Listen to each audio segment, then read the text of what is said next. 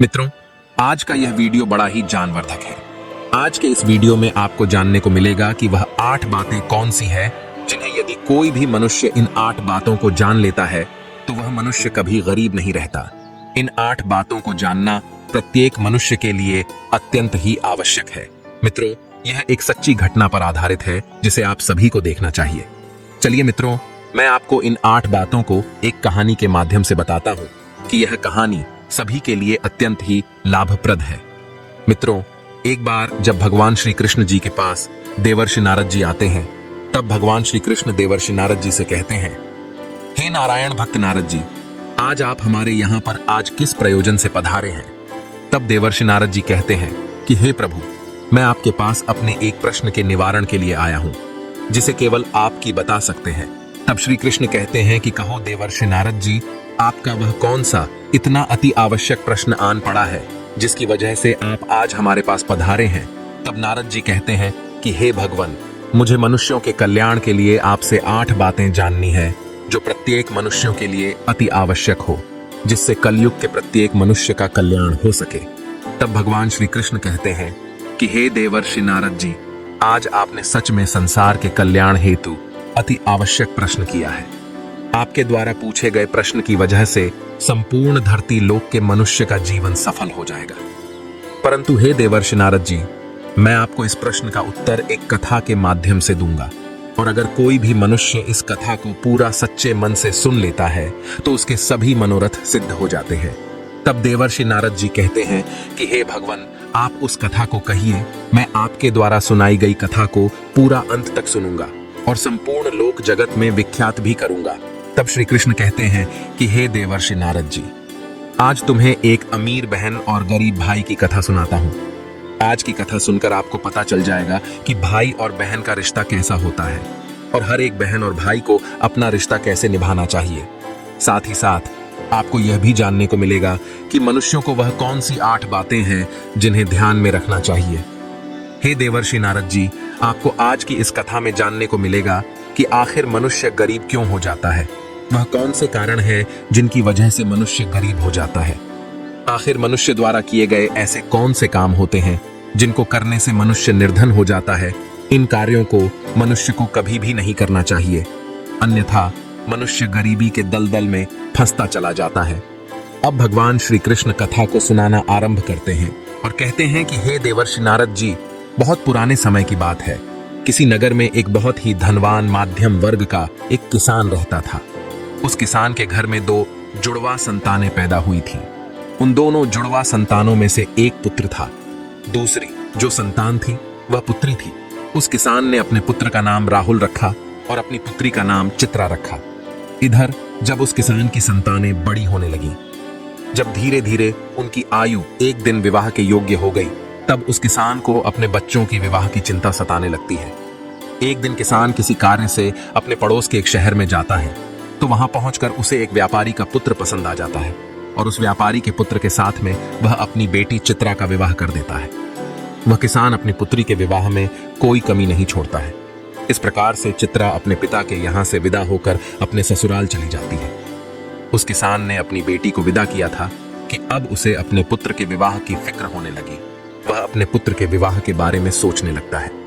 वह किसान सोच रहा था कि बेटी तो मेरी अपने घर की हो गई, अब मुझे अपने पुत्र का भी विवाह कर देना चाहिए। यदि मेरे पुत्र का विवाह हो गया तो मैं अपना बचा हुआ शेष जीवन अपनी बहू बेटियों के साथ में रहकर आराम से व्यतीत करूंगा। इधर अब श्री भगवान कृष्ण कहते हैं कि हे देवर्षि नारद जी, ईश्वर की लीला बड़ी ही विचित्र है। परमात्मा न जाने कब किसको धनवान बना दे और कब किसके लिए गरीबी का द्वार खोल दे, इसके बारे में कोई नहीं जान सकता है। अब इधर उस धनवान किसान के साथ भी कुछ ऐसा ही होता है। एक दिन वह किसान एक बड़ी भयानक बीमारी की चपेट में आ जाता है। जब इधर किसान का पुत्र अपने पिता की ऐसी हालत देखता है तो उसे अपने पिता की ऐसी हालत को देखकर वह बहुत ही ज्यादा दुखी हो जाता है।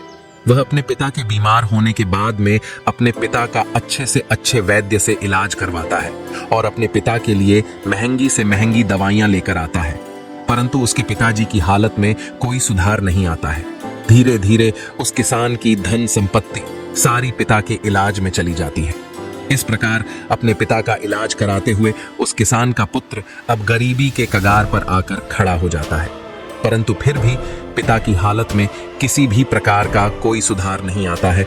जब कोई भी दवाई उस किसान की बीमारी में काम नहीं करती है, तो एक दिन वह किसान अपने बेटे को अपने पास बुलाता है और अपने बेटे राहुल से कहता है, बेटा, तू क्यों इतना चिंता करता है?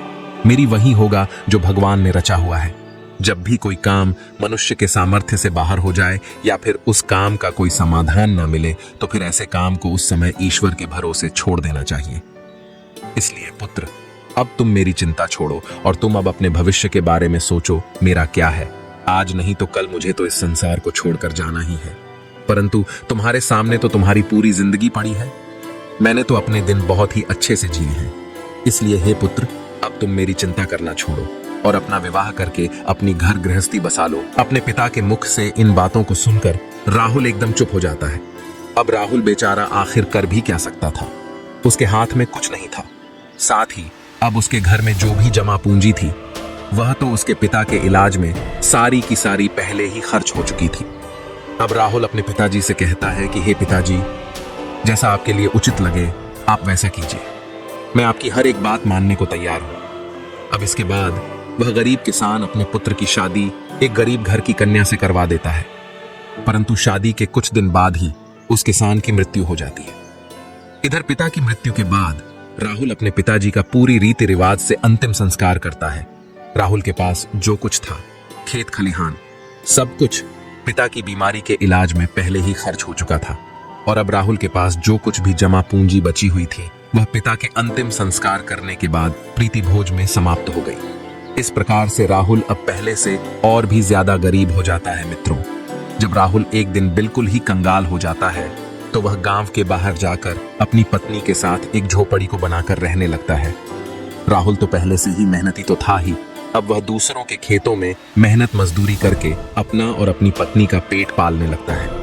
इधर वह राहुल की बहन चित्रा, जिसका विवाह एक धनी व्यापारी के घर में हुआ था, उसे जब अपने भाई की स्थिति के बारे में पता चलता है, तो वह धनवान बहन अपने गरीब भाई से घृणा करने लग जाती है। मित्रों, अब भगवान श्री कृष्ण कहते हैं कि हे देवर्षि नारद जी, कलयुग का प्रत्येक मनुष्य धन का लोभी होता है, जैसे वह राहुल की बहन।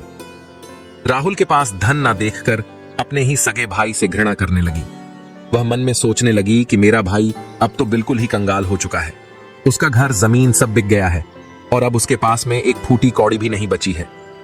यदि वह ऐसी हालत में मेरे ससुराल आता है, तो उसे देख देख कर मेरी देवरानियां और जेठानियां मेरा बड़ा ही अपमान करेंगी और मेरा मजाक बनाएंगी कि तेरे मायके वाले तो बिल्कुल ही कंगाल है। अब ऐसे तो मेरे ससुराल में मेरी बहुत ही ज्यादा बदनामी हो जाएगी। इस कारण से वह चित्रा अपने सगे भाई से रिश्ता तोड़ देती है। वह बहन अपने भाई के लिए इतनी निर्दयी हो जाती है कि ना तो चित्रा अपने भाई को अपने ससुराल बुलाती है और ना ही कभी अपने भाई के घर जाती है। अब चित्रा के भाई राहुल को धीरे धीरे अच्छी तरह से पता हो जाता है कि अब मेरी प्यारी सी मुस्कान वाली जो बहन हुआ करती थी, मेरी वही बहन आज मुझसे नफरत क्यों कर रही है। इसलिए राहुल भी अपनी बहन के ससुराल कभी नहीं जाता है। इस प्रकार से चित्रा तो बड़े ऐसो आराम के साथ में अपनी ससुराल में अपनी जिंदगी गुजार रही थी। परंतु राहुल मेहनत मजदूरी करने के बाद भी अपनी पत्नी के साथ झोपड़ी में रहकर किसी तरह से अपने जीवन के दिनों को काट रहा था। अब भगवान श्री कृष्ण कहते हैं, हे देवर्षि नारद जी, ऐसे ही करते करते कुछ साल गुजर जाते हैं। अब चित्रा की भी संतानें बड़ी हो चुकी थीं। कुछ साल गुजरने के बाद एक दिन राहुल की बहन चित्रा के लड़के का विवाह तय हो जाता है। लेकिन राहुल की बहन चित्रा अपने भाई को निमंत्रण का आमंत्रण नहीं भेजती हैं। जब राहुल को इस बात का पता चलता है कि उसके भांजे की शादी होने वाली है, तो इस बात को सुनकर राहुल प्रसन्न हो जाता है और अपनी पत्नी के पास जाकर इस बात की खबर देता है। राहुल की पत्नी का नाम दिव्यानी था। वह बहुत ही समझदार स्त्री थी। जब राहुल अपनी पत्नी दिव्यानी को यह बातें बताता है कि मेरी बहन के बेटे की शादी है और हम सभी को बहन के घर जाना है, जब राहुल की पत्नी को इस बात की जानकारी होती है कि ननद के बेटे की शादी है, तो वह इस बात को सुनकर बहुत ही खुश हो जाती है। अब वह सोचने लगती है, चलो इसी बहाने से सही, कम से कम मैं अपनी ननंद से जाकर के मिल तो आऊंगी और उसके घर को देख भी आऊंगी। दिव्यानी खुश होकर अपने पति से कहती है, हे पतिदेव, मैं आपके साथ में जरूर चलूंगी कि हमारे भांजे का विवाह हो रहा है। लेकिन पहले मुझे यह बताओ, क्या हमारी प्यारी ननद ने हमारे लिए निमंत्रण के लिए आमंत्रण पत्र भेजा है या नहीं? क्योंकि मैं तो अपने घर पर ही रहती हूँ और मुझे तो कि आमंत्रण का पत्र नहीं मिला है। अपनी पत्नी के मुख से इन बातों को सुनकर अब राहुल बिल्कुल ही चुप हो जाता है। अब राहुल अपनी पत्नी दिव्यानी से कहता है कि हे प्रिय, न्योता तो नहीं आया है, पर मुझे यह दूसरों के द्वारा खबर मिली है कि हमारे भांजे की शादी है। परंतु इससे क्या फर्क पड़ता है कि न्योता आया है कि नहीं, आखिर वह भी तो हमारी बहन का ही बेटा है। तब दिव्यानी अपने पति राहुल से कहती है, हे प्रिय, देखो बात तो आपकी सही है कि आपके भांजे की शादी है, लेकिन बिना निमंत्रण के ननद के घर जाना उचित नहीं है और आपको भी वहां नहीं जाना चाहिए। राहुल अब अपनी पत्नी दिव्यानी को समझाता है कि हे प्रिय, चित्रा के ससुराल वाले बड़े ही धनवान आदमी हैं, उन्हें हमारी याद नहीं रही होगी, या फिर हो सकता है कि उन्होंने हमारे यहां पर निमंत्रण भिजवाया हो, लेकिन निमंत्रण वाला पर्चा हमारे पास तक नहीं पहुंचा हो। इसलिए हे प्रिय, तुम किसी भी प्रकार की कोई भी सोच विचार मत करो और बच्चों को निमंत्रण जाने के लिए तैयार करके मेरे साथ तुम भी बहन के घर के लिए चलो। जब दिव्यानी ने अपने पति राहुल की इन बातों को सुना, तब उसने जवाब दिया। दिव्यानी कहने लगती है, हे पिया जी, यदि तुम जाना चाहते हो तो तुम जा सकते हो, लेकिन बिना निमंत्रण के मैं तो नहीं जाऊंगी। जब राहुल ने अपनी पत्नी के मुख से ऐसी बातें सुनी तो उसे भी अपनी पत्नी का कहना ठीक लगा। अब राहुल कहता है, ठीक है, यदि तुम्हारी यही इच्छा है तो तुम बच्चों के साथ घर पर ही रहो। ठीक है, मैं अकेला ही चित्रा के ससुराल के लिए चला जाता हूं। यदि मैं अपनी बहन के ससुराल नहीं गया तो मेरी बहन की देवरानियां और जेठानियां मेरी बहन को ताना मारेंगी और कहेंगी खर्चा ना हो जाए, इसलिए तेरा भाई नहीं आया। अब इतना कहकर के वह राहुल घर के अंदर से बाहर चला जाता है। अब भगवान श्री कृष्ण कहते हैं, हे देवर्षि नारद जी, अब राहुल तो पहले से ही बहुत ही ज्यादा गरीब हो चुका था।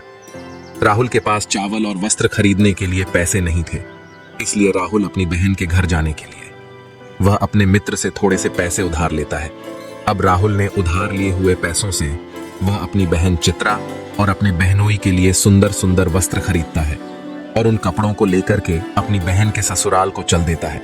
राहुल को पैदल चलते चलते सुबह से शाम हो जाती है। तब कहीं जाकर वह अपनी बहन के दरवाजे पर पहुंचता है और दरवाजे के एक तरफ जाकर के खड़ा हो जाता है। अब वह राहुल बेचारा दरवाजे पर खड़ा होकर अपनी बहन चित्रा के आने का इंतजार कर रहा था। तभी चित्रा की जेठानी की नजर राहुल पर पड़ जाती है और वह राहुल को पहचान लेती है। राहुल को देखने के बाद चित्रा की जेठानी जाकर चित्रा से बताती है कि हे चित्रा, आज तेरा भाई तेरे घर आया है, जाकर देख, तेरा भाई तेरे दरवाजे पर खड़ा है, तू जाकर उसके लिए पानी का प्रबंध कर।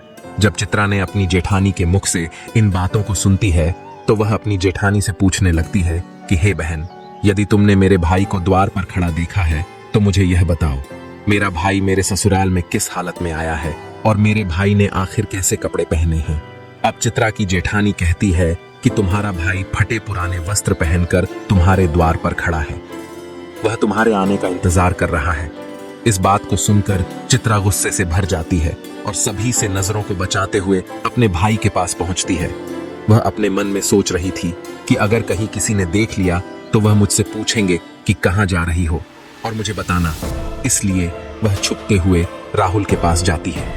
राहुल जब अपनी बहन चित्रा को अपने पास आते हुए देखता है तो उसका चेहरा खुशी के मारे खिल उठता है। अपनी बहन को देख करके राहुल की आंखों में आंसू आ जाते हैं।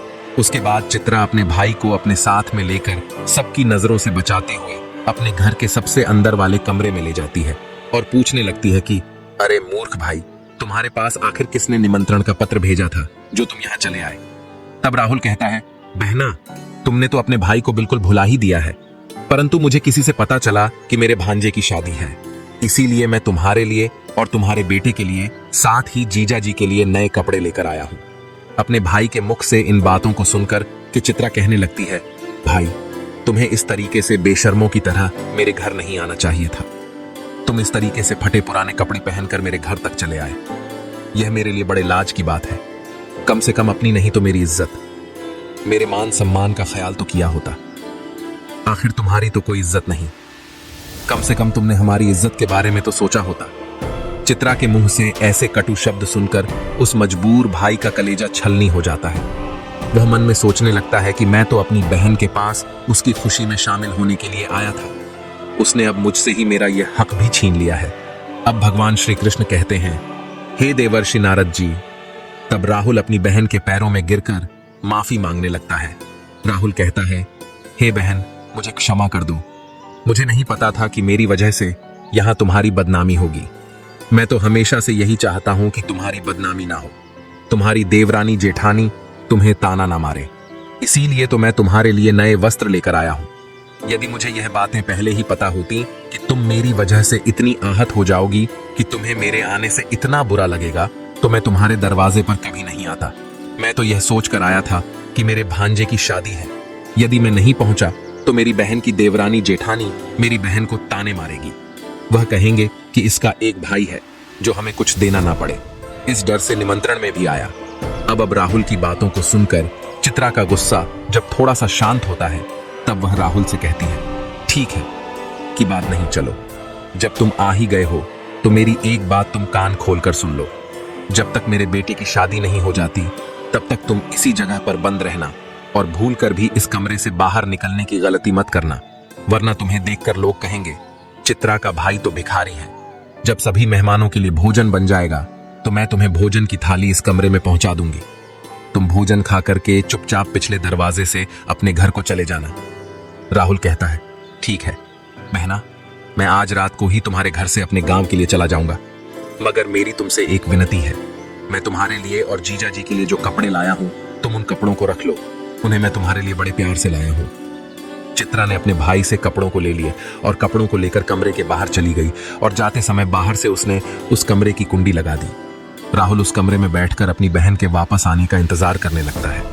अब भगवान श्री कृष्ण कहते हैं, हे देवर्षि नारद जी। इधर राहुल उस कमरे में बैठा हुआ अपनी बहन के लौटने का इंतजार कर रहा था कि मेरी बहन मुझे भोजन खिलाने के लिए लौटकर वापस आती ही होगी। आज तो मुझे स्वादिष्ट भोजन खाने को मिलेगा।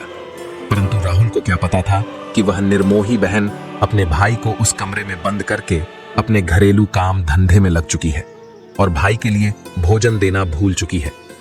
राहुल की बहन चित्रा शादी के काम धंधे में इतनी ज्यादा खो जाती है कि अब उसे याद ही नहीं रहता कि मेरा भाई मेरे यहाँ कमरे में बंद है और वह मेरे लौटने का इंतजार कर रहा है।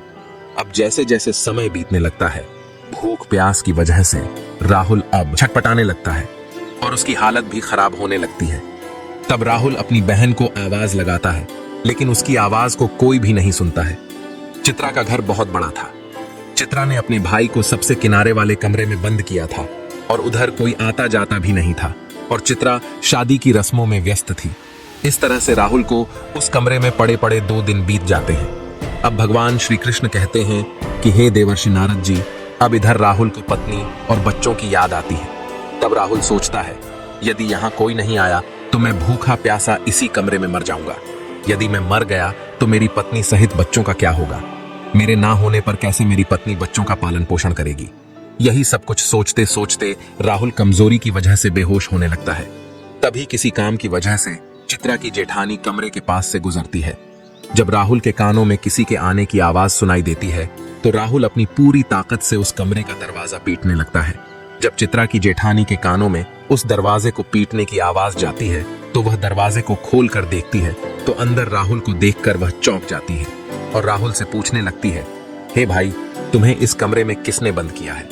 राहुल इस बात का कोई जवाब नहीं देता है क्योंकि वह अपनी बहन को उसकी ही जेठानी की नजरों में गिराना नहीं चाहता था।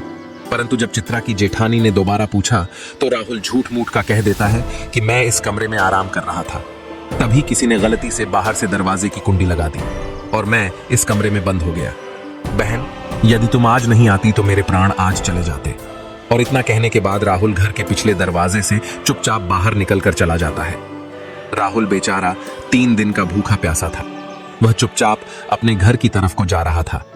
अंत में वह चलते चलते काफी दूर निकल जाता है तो भूख प्यास के मारे उससे ठीक से रास्ते पर चला भी नहीं जा रहा था। उसे एक कदम चलते ही चक्कर आने लगता है। जब राहुल चलते चलते खूब थक जाता है और जैसे ही राहुल का सिर चकराता और वह जमीन पर गिरने वाला होता है, तभी वहां पर कहीं से एक बूढ़ी औरत आ जाती है और वह बूढ़ी औरत राहुल के गिरने से पहले ही राहुल को पकड़ लेती है। अब भगवान श्री कृष्ण कहते हैं, हे देवर्षि नारद जी, जब कुछ घंटे बाद राहुल को दोबारा होश आता है तो राहुल स्वयं को एक बूढ़ी औरत की गोद में लेटा हुआ पाता है। वह बूढ़ी औरत एक पंखा लेकर उसको हवा कर रही थी। होश में आने के पश्चात राहुल खड़ा हो जाता है और खड़े होने के बाद में उस बूढ़ी औरत से कहता है, हे माँ, तुम कौन हो और इस वीरान जंगल में अकेले कहां भटक रही हो मित्रों। अब भगवान श्री कृष्ण कहते हैं, हे देवर्षि नारद जी, जिस बूढ़ी माँ की गोद में वह बेचारा राहुल लेटा हुआ था, वह बूढ़ी माँ साक्षात देवी माँ थी, क्योंकि राहुल की पत्नी सुशीला रोज उस देवी माँ की पूजा किया करती थी और पूर्ण श्रद्धा भाव से देवी माँ की भक्ति किया करती थी। इसीलिए जब राहुल चक्कर खा करके गिरने वाला होता है तो उसी समय पर देवी माँ प्रकट होकर राहुल को संभाल लेती है और राहुल का सिर अपनी गोद में रखकर उसे अपनी गोद में सुला लेती है। अब वह बूढ़ी औरत कहती है कि मैं एक दुखिया हूँ और इस जंगल को अपना घर समझकर इस जंगल के बीचों बीच में वास करती हूँ। तब राहुल उस बुढ़िया को प्रणाम करके अपने के बाद में वहां से अपने घर के लिए चलने लगता है। तभी उस समय पर वह बूढ़ी औरत कहती है, बेटा तुम भला कहां से आ रहे थे और इधर कहां को जा रहे हो। तब राहुल बताता है, हे माँ, मेरे भांजे की शादी थी, इसी वजह से मैं अपनी बहन के घर गया हुआ था और इधर मेरा गांव है, मैं इधर अपने गांव के लिए जा रहा हूं। तो वह बूढ़ी औरत राहुल से कहती है, बेटा यदि तुम बुरा ना मानो तो मैं तुमसे एक बात पूछना चाहती हूँ। तब राहुल कहता है, पूछो माँ, तुम मुझसे क्या पूछना चाहती हो। तब वह बूढ़ी औरत कहती है कि बेटा यदि तुम अपनी बहन के घर से आ रहे हो, जैसा तुमने मुझे बताया कि तुम्हारी बहन के यहाँ पर शादी थी, तो फिर तुम खाली हाथ कैसे अपने घर जा रहे हो। क्या तुम्हारी बहन ने तुम्हारे बच्चों और पत्नी के लिए कुछ नहीं भेजा है क्या। तब उस बूढ़ी औरत के मुख से ऐसी बातों को सुनकर कि राहुल की आंखों में आंसू आ जाते हैं। राहुल उस बूढ़ी औरत को सारी बात बता देता है। इस प्रकार से राहुल के मुंह से पूरी घटना को सुनने के बाद में वह बूढ़ी माता कहती है, हे पुत्र, तुम किसी भी प्रकार की चिंता मत करो, जो हुआ उसे भूल जाओ और सुनो, यहाँ से कुछ दूरी पर मेरा एक बगीचा है, उस बगीचे में अनेकों प्रकार के फल लगे हुए हैं। तुम उस बगीचे में चल करके पहले कुछ फल खाकर अपना पेट भर लो, क्योंकि तुमने 2 दिन से कुछ नहीं खाया है। जब तुम्हारा पेट भर जाए तो कुछ फल तुम अपनी पत्नी और बच्चों के लिए भी तोड़ कर रख लेना। तुम्हारी पत्नी और बच्चे जब भी तुमसे मिलेंगे तो पूछेंगे कि तुम अपनी बहन के ससुराल से क्या लेकर के आए हो, तो तुम कह देना, मेरी बहन ने तुम्हारे लिए फल भेजे हैं। ऐसा करने से तुम अपनी पत्नी और बच्चों के सामने शर्मिंदा होने से बच जाओगे और इससे तुम्हारी मान प्रतिष्ठा भी बची रहेगी। राहुल इस प्रकार से जब बूढ़ी औरत की इन बातों को सुनता है तो वह उनकी बात मान करके राहुल बूढ़ी औरत के बगीचे में पहुंच जाता है। उस बगीचे में नाना प्रकार के फल लगे हुए थे। तब राहुल उन वृक्षों से फल तोड़कर खाने लगता है और जब उसका पेट भर जाता है तो कुछ फलों को तोड़ करके वह अपने थैले में रख लेता है। यह सब करने के बाद में राहुल उस बूढ़ी औरत से आज्ञा लेकर अपने घर के लिए चलने को तैयार होता है। तो वह बूढ़ी औरत राहुल से कहती है, हे पुत्र, जाते समय तुम मेरी इन 8 बातों को ध्यान से सुनते जाओ, यह तुम्हारे जीवन में बहुत ज्यादा काम आएंगी। मित्रों, अब भगवान श्री कृष्ण कहते हैं, हे देवर्षि नारद जी, आपने अभी तक जो कहानी सुनी है कि वह 8 बातें कौन सी हैं जिसे सबको पता होना चाहिए। अब इस कथा में आपको वह 8 जानने को मिल जाएंगी। अब श्री कृष्ण कथा को आगे बढ़ाते हुए कहते हैं कि इस प्रकार से वह बूढ़ी औरत जो साक्षात देवी का अवतार थी, वह राहुल को 8 बातें बताती है। उन 8 बातों को सुनकर कि राहुल अपने घर के लिए चल देता है।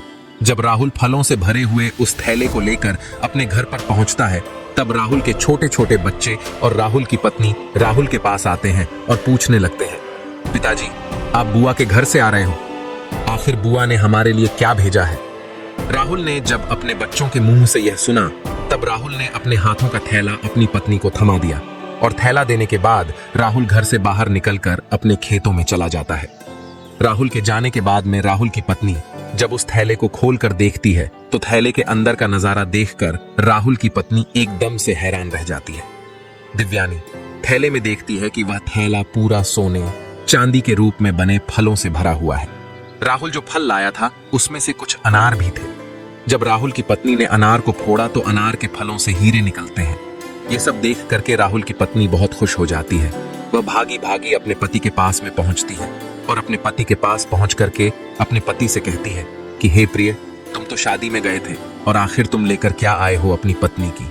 इन बातों को सुनकर राहुल सोचने लगता है कि मेरे घर वालों को शायद फल पसंद नहीं आए होंगे, इसीलिए मेरी पत्नी मुझसे ऐसी बात पूछ रही है। मुझे तो अपने बच्चों के लिए लड्डू पेड़ा लेकर आना चाहिए था।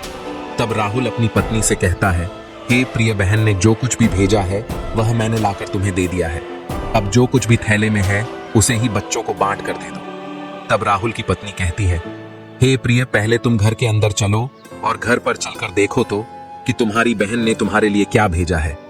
यह कहकर दिव्यानी अपने पति के हाथ को पकड़कर घर के भीतर ले जाती है और अपने पति से कहती है, इसे जरा देखिए तो सही, आखिर हमारी ननद ने हमारे लिए क्या भेजा है। और इतना कहकर दिव्यानी राहुल के सामने थैले को पलट देती है।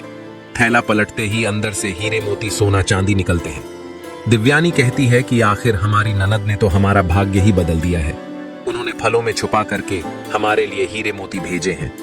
जब यह नजारा राहुल देखता है तो उसे समझ आ जाता है कि मुझे रास्ते में जो बूढ़ी औरत मिली थी वह कोई साधारण औरत नहीं थी, वह बूढ़ी औरत कोई देवी माँ थी।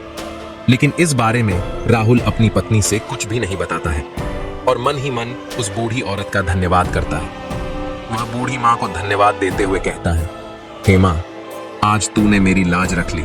एक तो तुमने मेरी पत्नी के सामने मेरी बदनामी नहीं होने दी, ऊपर से आपने मुझे इतनी बड़ी दौलत भी दे दी।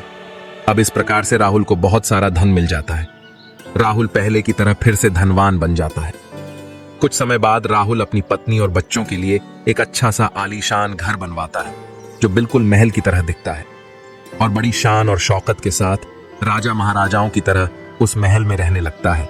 इधर सभी नगर के लोग भी राहुल को ऐसा देख करके उसका मान सम्मान करने लगते हैं। धीरे धीरे करके इधर जब राहुल का घर तैयार हो जाता है, जब उसकी राजा महाराजाओं जैसी शान शौकत हो जाती है, तो एक दिन राहुल की पत्नी दिव्यानी अपने पति से कहती है कि हे प्रिय, बहुत ही जल्द ही सावन का महीना आने वाला है और सावन के महीने में सभी स्त्रियां अपने पिता के घर जाती हैं। इसलिए तुम भी अपनी बहन के ससुराल जाओ और मेरी ननंद को मेरे घर बुलाकर लाओ। इसी बहाने से वह अपने नहर को घूम जाएंगी। इसी बहाने से मैं भी अपनी ननंद से मिल लूंगी। अब वह राहुल जब अपनी पत्नी की ऐसी बात सुनता है तो राहुल अपनी पत्नी के कहने पर एक बार फिर से अपनी बहन के ससुराल चल देता है और कुछ समय के बाद ही अपनी बहन के ससुराल पहुंच जाता है। अब राहुल एक बार फिर से अपनी बहन के उसी दरवाजे पर जाकर खड़ा हो जाता है जिस दरवाजे पर वह कुछ दिन पहले आकर के खड़ा हुआ था। उसी समय पर चित्रा की जेठानी घर से बाहर निकलती है और बाहर का नजारा देखकर कि वह तुरंत ही दौड़ी दौड़ी चित्रा के पास में चली जाती है और चित्रा से कहती है कि हे चित्रा बहन, आज भी तेरा भाई आया है। अपनी जेठानी के मुख से इस बात को सुनकर चित्रा कहने लगती है, हे बहन, कोई भी भिखारी मेरा भाई नहीं हो सकता, मेरा कोई भाई वाई नहीं है। दरअसल चित्रा ऐसा इसलिए कह रही थी क्योंकि चित्रा इस बार भी अपने भाई को वहीं भिखारी ही समझ रही थी। लेकिन जब उसकी जेठानी बताती है कि चित्रा, तुम्हारा भाई आज भिखारियों की तरह नहीं, राजा महाराजाओं की तरह आया है। तुम्हारे भाई को देखकर ऐसा लग रहा है मानो जैसे वह किसी देश का राजा महाराजा हो। तुम्हारे भाई के आगे पीछे सैनिक हैं। तुम्हारे दरवाजे पर एक बड़ी सी सुंदर सजी हुई रथगाड़ी खड़ी है, भला एक बार जाकर तो देखो। अब चित्रा ने अपनी जेठानी के मुख से इन बातों को सुनती है तो उसे अपनी जेठानी की बातों पर किसी प्रकार का कोई यकीन नहीं होता है और सच्चाई जानने के लिए वह अपने भाई को छुप कर देखने लगती है। जैसे ही चित्रा ने अपने भाई के उस रूप को देखा तो अपने भाई के ठाठ बांट को देख करके चित्रा एकदम चकित रह गई। वह सोचने लगती है कि कल तक तो मेरा भाई बिल्कुल ही भिखारी था, उसके पास तो पहनने के लिए वस्त्र भी नहीं थे, फिर अचानक एकदम से वह इतना अमीर कैसे बन गया। अब तो राहुल की बहन चित्रा आरती का थाल सजाकर अपने भाई की आरती उतारने लगती है। उसके बाद में चित्रा अपने भाई को बड़े ही आदर के साथ अपने घर में बुलाकर ले जाती है और अपने भाई से कहती है, हे भैया, मुझे क्षमा कर दीजिए, मेरी वजह से तुम्हें बहुत ज्यादा कष्ट और शर्मिंदगी उठानी पड़ी है। अपनी बहन के मुख से इन बातों को सुनकर कि राहुल कहने लगता है कि बहना, कोई बात नहीं, उस समय पर हमारे दिन कुछ अच्छे नहीं थे, तुम्हारी गलतियों के लिए मैंने तुम्हें पहले ही क्षमा कर दिया था। बहन, अब तुम इन बातों को छोड़ो और मेरे साथ मेरे घर चलने की तैयारी करो। बहन, मैं तुम्हें बुलाने के लिए आया हूं, अब तुम्हें मेरे साथ में मेरे घर चलना है। तुम्हारी भाभी ने तुम्हें बुलाने के लिए मुझे भेजा है। इतना सुनकर के चित्रा अब खुशी खुशी अपने भाई के घर पर चलने के लिए तैयार हो जाती है और तैयार होकर के चित्रा अपने भाई के रथ में बैठ जाती है। इस तरीके से जब राहुल की बहन अपने नहर में पहुंचती है तो अपने भाई की शान और शौकत को देखकर एकदम से दंग रह जाती है। वह देखती है कि एक भव्य आलीशान महल है और महल के अंदर अनेक प्रकार के नौकर चाकर लगे हैं और अन्न के भंडार भरे हुए हैं। चित्रा अपने भाई की ऐसी स्थिति को देखकर एकदम से हैरान रह जाती है और महल में पहुंचने के बाद राहुल की पत्नी भी अपनी ननद की खूब सेवा करती है।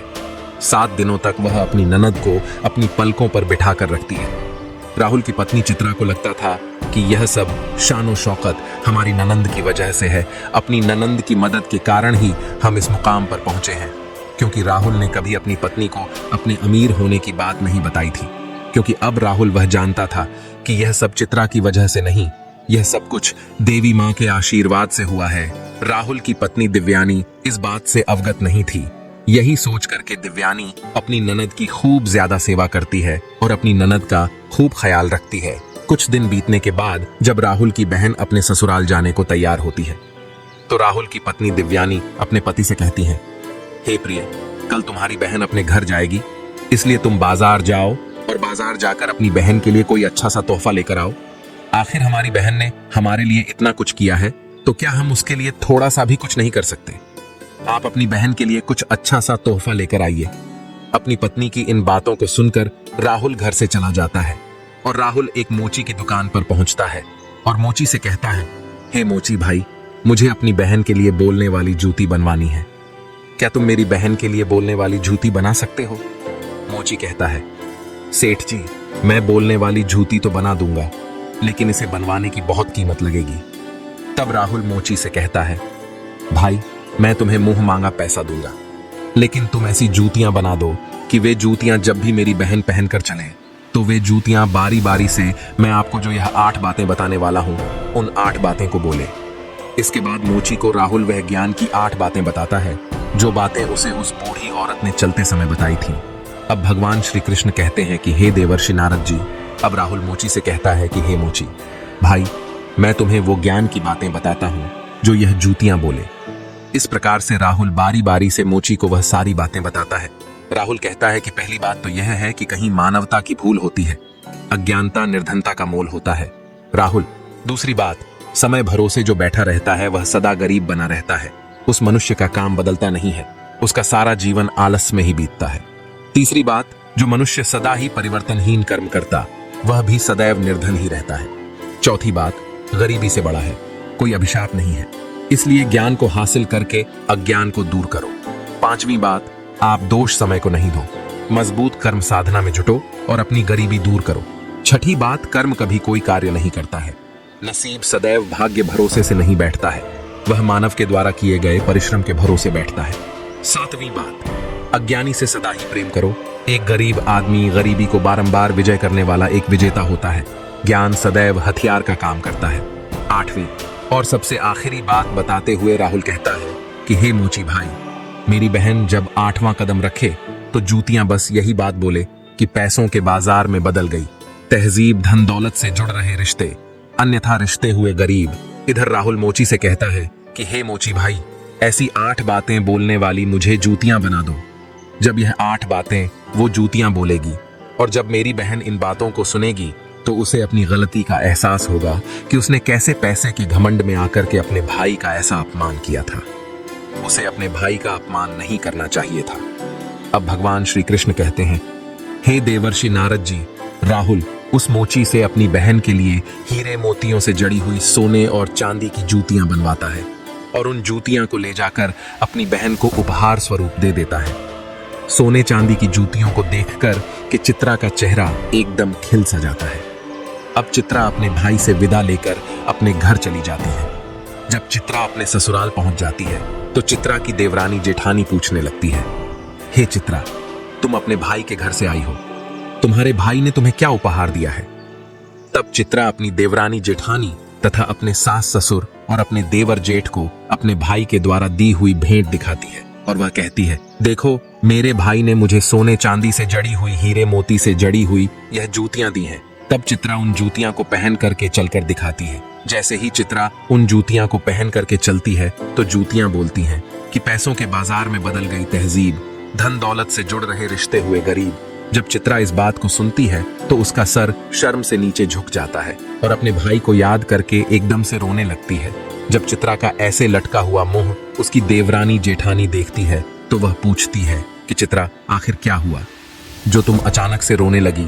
तो चित्रा अपनी देवरानी और जेठानी को सारी बातें बताती है कि हे बहन, मैंने पैसों के घमंड में आकर अपने भाई को कितना भला बुरा कहा था। मैंने अपने भाई के एक गिलास पानी तक नहीं पूछा था। आज देखो, मेरे भाई ने मुझे कितनी कीमती जूतियां बनवा कर दी हैं। अब तो मुझे अपने आप से घृणा होने लगी है। मैं तो जीना नहीं चाहती। तभी चित्रा की जेठानी उसे समझाने लगती है कि हे बहन, जो भी कुछ हुआ उसे भूल जाओ।